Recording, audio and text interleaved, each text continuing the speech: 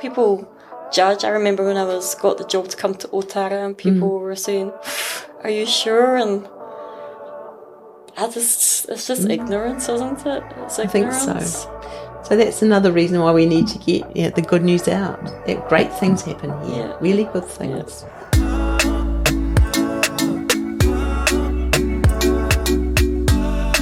This podcast is proudly supported by the Ōtara Network Action Committee, ōNAC, community-owned, community-driven and community-led.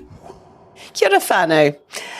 Nā mihi anō ki tēnei ata Aotearoa. I just love the sunshine, and I can tell you this podcasting studio that we work out of is so warm. It's like going to Bahamas or somewhere, haven't like we always promised each other. Today is a really exciting interview with the amazing Fiona, or Fi, as she asked us to call her, McAree. So Fi, and it's a lovely story about how I met her, I think. Turned up at the beginning of this century, one day to meet with Fi at Bairds Mainfreight Primary. And it was an exciting day. I was there as part of a program run by Comet. So Comet Auckland, it's now known. And they used to call it Principal for a Day. So the fun thing was I got to be the principal at Bairds Mainfreight and just pretending for the day. Anyway, back in those days, I thought I was a bit of a tech guru. I've been working in technology for about 20 years, all those entry levels. We'd done all sorts of exciting stuff with tech, and we ran education conferences and stuff like that. But I can tell you, I walked into Fi's classroom and he was this amazing, young, vibrant, energetic teacher who was so at home with the technology that she had stuff there that we'd barely heard of, let alone how to make it. Whiteboards, integrated delivery, the most incredible but comfortable interface with technology. And the kids were lapping it up like they did every day. It was just amazing. Today, we're so lucky in this community that Fi is our principal at Bairds Mainfreight. And I asked her along to share with us the story of how the partnership, the collaboration with Mainfreight came together, because that's quite close to me, but also to talk, as we do at the end of this conversation, about how we can use the amazing whakaaro, that this vision that was held by both the school and by this amazing Auckland-based organisation. What do they hope might be created, and how can we replicate that across communities across Aotearoa? So you've got that to look forward to. Let's go from here. Make sure that you are regular watchers of this incredible podcast. We Are Ōtara. Tells it how it is down here in the hood. Kia ora. This afternoon, it's my pleasure to introduce you to Fiona McAree, who is the principal of Bairds Mainfreight, one of our main primary schools here. It's an integrated school, isn't it, Fiona? Year 1 to 6. Yes, 1 to 6. At Ōtara, and it absolutely makes the most amazing young people that have come through our doors over the last 10 years. So I'm in awe of this opportunity to sit with you, Fiona, and just hear a little bit about the Bairds Mainfreight story, and we'll cut to some other stuff later on maybe. Like I was promising, I'll ask you about, if you remember, or I'll tell you what I remember about that amazing day in your classroom a very long time ago. So, welcome. Thank you. It's great to have you here. This whole podcast came from our frustration that Ōtara's stories were somehow getting cut and diced by people that didn't know this community, this town, the history. And so really, really, really wanted to hear, where did Bairds Mainfreight come from? Where did the Mainfreight enter the Bairds conversation? Because I remember a very long time ago when I played hockey against some girls from Bairds Intermediate, it was only Bairds, not Bairds Mainfreight. So what happened? What happened? And it's an amazing story, actually. So way back, almost when I was a little girl still, not at all, in 1993, Bruce Plested, the founder of Mainfreight, his PA, had some Mainfreight sports gear to give away. And she literally went to, you were talking about the Yellow Pages, she went to the phone directory, and B was the Avondale first. B. Yeah, B for Bairds Primary was the first sort of lower decile school that she came across, and she rang up the then amazing principal and board's chair to say, we've got some gear, would you like it? And anyway, the gear didn't ever eventuate, and Pat Kaki from the board and Kerry just thought, well, it's not coming. And then eventually another phone call came saying they've decided to keep it, but we're going to give you $1,000. So this $1,000 came from Mainfreight to Bairds. So this is in 1993. And Bairds Primary got some uniforms, and they put the flying M of Mainfreight on it, and they very cleverly brought Mainfreight in for a visit and got some photographs with the kids in the uniforms, and the rest is history. As they say. The rest is history. That was the beginning. Wow. So what does that history look like? What are the things that have become part of your relationship? Perhaps when did the branding start?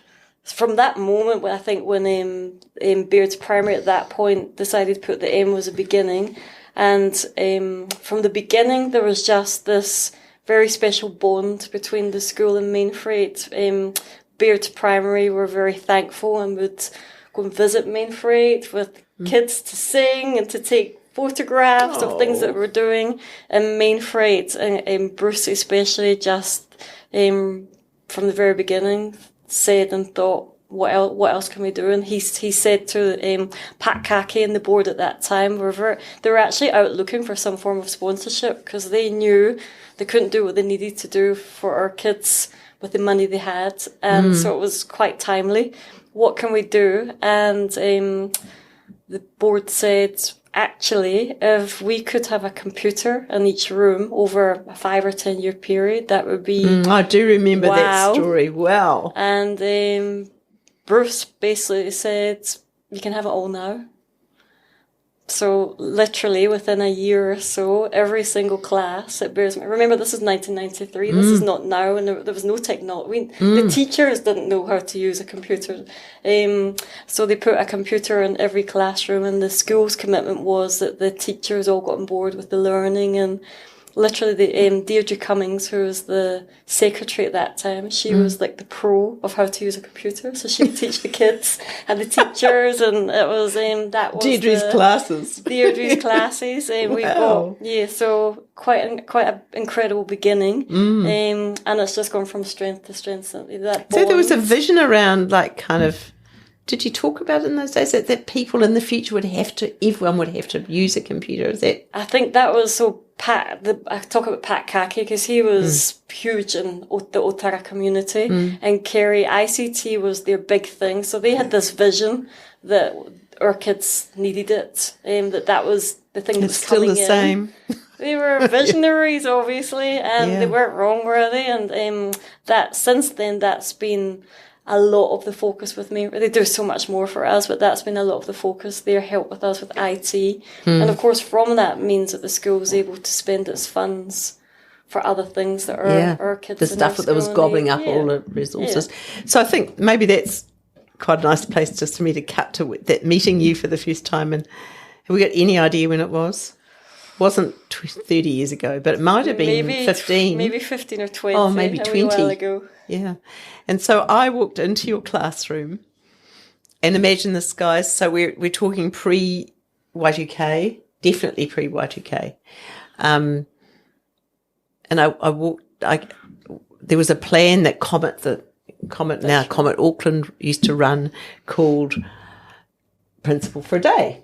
And so Alan, so we could probably work that out from when Alan came in as principal. That was less. Maybe he's there for 12 years as principal, so maybe it wasn't as long. Yeah, because he was there. Yeah. Okay. Anyway, that does put a date stamp on it. So he was me and I was him for a day. So I've never quite found out what he did. I think he went to a board meeting or something, poor thing. But I got to come to Bairds and he'd introduced me to you. And I walked into your classroom and, I'd seen smart boards before because we used to run an education conference and a whole lot of things. So I thought I was quite a techie chick. But you had this elegance and grace of integrating everything. And I love the fact I remember it all. You had a video conference, so we knew about video conferencing, but you were video conferencing with your brother in Scotland. So he came in to say hi to the kids, and they went, yeah, hi. And then you had a conversation about the weather, and then maybe you brought up, so this was all shown on the smart board, and then you brought up a whole lot of other data around what was going on in Scotland. Yes.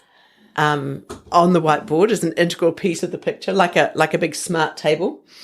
And then the kids had a whole lot of things that they'd prepared to share with him. Okay. It was just... You've got good memory. Well, it blew the socks off me because, like I said, I used to think I was the techie chick. Yeah. Not that that's evident these days. No, I'm in community, but yeah, I was just overwhelmed, and it wasn't just about the toys. It was the fact that you were so calm and collected, and it was just like every day was the way obviously you worked with those kids every day. Yeah, definitely. So it was mind blowing. So I guess that opportunity. So were you one of the bits in Deirdre's class? Did she train you, or you didn't have that knowledge? We then got Bairds and Mainfreight. Shared the cost of a lecturer to come in and do lots of learning with us so that we could get up to speed with things fast. So the lecturer was from MIT, or? Originally it was from Auckland College of Education, and then I actually can't remember where they came from, but a guy called Mike came and did a whole lot of learning with us. Mike King? Not Mike King. No, Mike. I can't remember his last name. Yeah.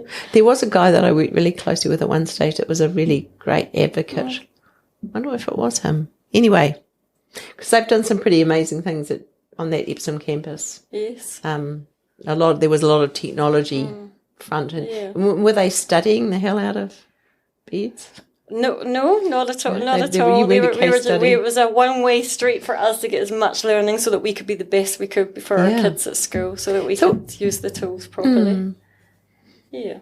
Yeah. So we've got many of your Bairds families have come through, because one of the things we do here is a school holiday program, and I guess the kaupapa for the school holiday program called Geek Camp was all about ensuring that every child has all of those tools to be, enjoy and participate in a digital future, whatever it might bring. Yeah. So we've talked about those origins and the baseline. So everybody's getting upskilled, but that relationship with Bairds seems to be much more sort of up close and personal than that, and it's about individuals being dedicated to this vision of every pupil at Bairds Mainfreight actually having the best chance they can have to succeed. You've summed it up better than I could. So I think it's actually our 30th anniversary this year, so it's a big exciting year. Wow. So that says a lot that a trucking company and a school could have such a strong, firm bond, and I think it says a lot about a lot of people. Carol, who was Bruce's PA, Bruce, Kevin Drinkwater, Dawn, and many other people in between, and then the people at school who've just cemented that relationship. And it's not just them, it's our tamariki, because they've been part of that journey and that relationship. And there's so many things that have happened along the way to create, whether it's us being part of Books and Homes and all the role models and Linda Vagana and everything that goes with that, or tamariki or kapahaka group performing at a special event for Mainfreight, or we consider ourselves part of the Mainfreight family. That is really special, which is really special, and we are in awe of them as a company and the people that are, we call Bruce Uncle Bruce. Oh, our kids call him Uncle Bruce. Isn't that lovely? Yeah, it's beautiful. And we don't call Don Uncle Don, but we don't. I'm sure he wouldn't mind at all. But that's how special it is, and it's all. We see them as being the givers of so much to us, but they don't see they don't see it that way. They see it as being a very much an equal partnership, and that we give just as much, which that blows my mind. Yeah. In it by itself. I'm not sure if you know this, but every year Bruce invites an area of our school over to Waiheke for the day. So our 120, 30 kids and as many parents as we can get on those buses. We bus and then ferry them back. Presumably there's a boat involved. Over to his farm, and we meet with his farmer Joe and all the crew there, and often Bruce has role models for our kids there who are making burgers for them, and the kids have a swim in the sea, and you can't show me another company that creates that bond with their kids, and this is all because he and Mainfreight believe so much in our kids and in their future, and they will do everything they can to make sure that they have the opportunity and can see what success looks like. When we were there this year, Bruce had a big chat to the kids about his beginnings and where he is now. We're sitting on Waiheke, and one of the parents came up at the end of it and said, "He's just inspired me, and I need to get started with my company." Now that's pretty special. Yeah. Amazing. Did you cry? Nearly. I've got to act tough. No, nearly. I cry all the time when it's... I do too. I was watching the 20-year video of Mainfreight before I came here, and that makes me cry every time. Every time. So what were the standouts in that 20-year video? There are people who... Just how it began, and Pat Kaki, who was... I keep mentioning as the board chair, and Kerry Crossman, who were instrumental at setting the foundation. I suppose Pat's gone now, and he was such a big part of who Bairds is. He's a big part of who we are. And I just think when you stop and think about the relationship, it's unbelievable. It's unbelievable that that bond exists and the investment that's put into our tamariki. But it's that, as you said, it's that bilateral relationship between the two entities. Yes. And you're driving that. I mean, that was when Don said, Fee's the one to tell us. We're all part of the driving of it, and it's just for the people at Mainfreight, they love it. We send the odd email, or we'll acknowledge things that are happening in their world, but they give us so much more. Yeah, it's very special. I know that you'll be thrilled to know that we have hundreds of families through our doors, and your Bairds parents always talk about going to Bruce's farm and how mind-blowing it is. Yes. And kids at Bairds are so lucky that they have that opportunity because, we've recently started in the last couple of years for our school holiday program, taking the kids somewhere, and we go on the train and we go on the bus and we go on the ferry. And for some parents, they've never been on a bus or a train. Yeah.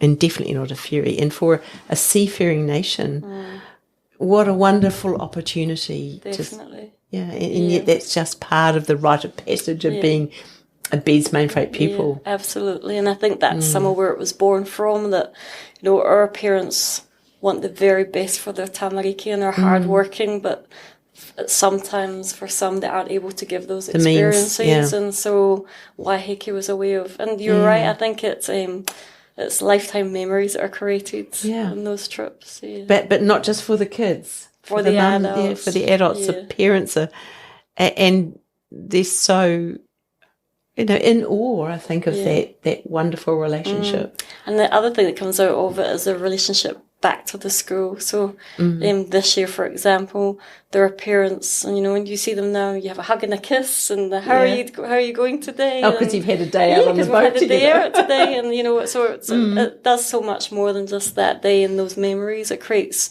really good bonds with our parents, which take us through the next 6 years at school. So it's great. So what years are selected to go? Presumably you try and only swapped take it one child around, each, but at the moment we've stuck with year 3 and 4, and we figure that means as we go through the school that no one misses out. That's but of course, when the kids arrive at school and they're in year 5, they might not get to go. The new pupils, we've tried to do it all different ways so that everyone gets a chance to be there. Yeah. Wow, it's incredible. You should come. We should come next year. I'd love to. Yeah. Well, we've got quite a lot, 3 and 4. We've got some of our kids are in year 3. There must be some year 4s as well. We've got some that have graduated this year. Yeah. How wonderful. I'd love to come. Yes. You do, next year. Yeah. Okay. Well, so where should we go? Tell me about, maybe a vision for what we could do together with Bairds is to advocate, with Mainfreight, to advocate how a model like this can articulate how a model like this can work. So why can't that work with every underserved school in Aotearoa? Why can't those jolly organisations get off their bottoms and instead of flushing money through crazy charitable entities that jolly well do nothing by the time they get there, actually create that one-on-one relationship that I'm hearing that's made the difference? And wouldn't that be an incredible thing to articulate and then advocate to other organisations? That's Bruce's dream. And when way back in the day when that relationship started, and then the boards went to the ministry for us to become Bairds Mainfreight, which was a huge honour to them. From those days until even now, I had a catch up with him the last couple of months, and I said, "What more can we do for you?" And he said, "It would be my dream that other schools have this relationship with another company." Yes, yeah. So let's do it. So ideas are created here; they really are. Okay. Yep. Well, I'm behind that. We need those companies. We do. We've got the schools. We really do. We've got our of course, we've got the tamariki, schools. Yeah, yeah, for sure. definitely. Let's just start in Ōtara, where all the good stuff happens in the community. Okay, that's a deal. We won't be cutting that bit. Okay. I think one of the baselines for us when we created this is how do we do something remarkable? Let's not just do the humdrum. Let's make things change. And for me, people say, why did you and your husband come to community? Well, we came to community because we've got a whole heap of skills that we learnt in corporate, but it feels empty. The corporate world is so empty. There's nobody really gives a stuff about much apart from making money. That's where Mainfreight's different. Yeah. And they found a place where their passion and their energy and their focus could come, could come, thanks to you. But that whole, we found it it was like a desert really for us. So that's what we said, well, where can we use those skills to create something different, create different pathways to drive, enable, support things to happen. And also you said that before, no one cries in the corporate world. It's because they're all too scared to. I love crying. I cry all the time. I cry on podcasts quite often. But if someone cries in a meeting, it means that they've said something that's true and that they really feel passionate and committed to what they're doing. Yeah. Definitely. And I guess that's a really good example, actually. We're thinking about what does that look like, apart from having the opportunity to be part of this amazing podcast, thanks to our talented producer. Thumbs up today to Vincent, the director-producer's seat. We're a slim organisation here and we don't have two. It's all there. This is the finishing suite, the beginning suite and the finishing suite. Works well. Yeah. Not just that, but there'll be a timeline that says, okay, well, this podcast has to be up next week, so come on, we'll get it finished. And that's them driving me. So we caught up the other day at the launch of the Ōtara My River Safety app. And I mean, that's a little piece of us all using those skills that we got somewhere else to say, we can do this. Yeah. We will do this. We can do this. And I was form filling last night at 11 o'clock for an organisation which will remain nameless. And it's asking, how will a community benefit from a safety app? And I'm going, well, obviously you weren't at the workshop, but it is quite self-evident. I was going to say it's self-explanatory. Yeah, if I can have 35 solutions on my phone and someone to come back to me tomorrow what a wonderful thing that is when I'm, Definitely. Like the mum last week we got referred from the cops.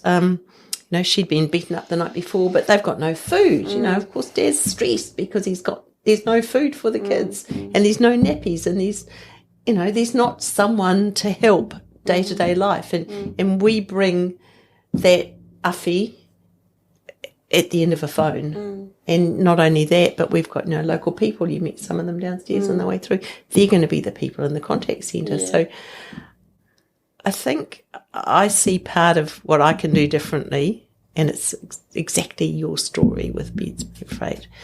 It is say, near enough is not good enough. We can go one step further and do much more than what we're doing today. Yeah. So, tell us about Fiona, Fee. How did you come to live in Aotearoa? That's a good question. When I graduated, there weren't many jobs in Scotland, so there were literally about 200 people per job. I'm not asking what year that was, by the way. That was in 1995, and I literally got a letter in the post saying they need teachers in New Zealand. And You went, woohoo! Where's that? I could do that for a year, go there for a year and then come back again. So off I went. About a month later, there wasn't much time between that letter and me packing my little bag, and I ended up in Tumuaki. And I don't know if the Centre kids, of the universe. I don't know if the kids did any learning, but I did a lot of learning about a new country and a new culture and lots of amazing learning.